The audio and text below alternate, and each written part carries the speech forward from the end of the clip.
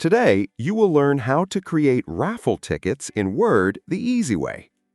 Open Microsoft Word, then from the home screen, click More Templates.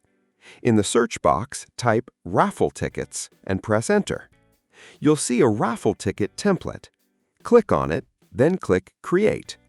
Make sure you're connected to the internet so Word can download the template. Now simply replace the sample text with your own event name, prize details, date, or any other information you want.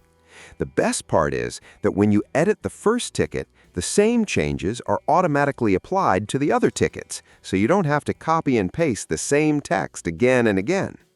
The template includes 5 tickets on one page, and if you need more, just copy and paste the completed page.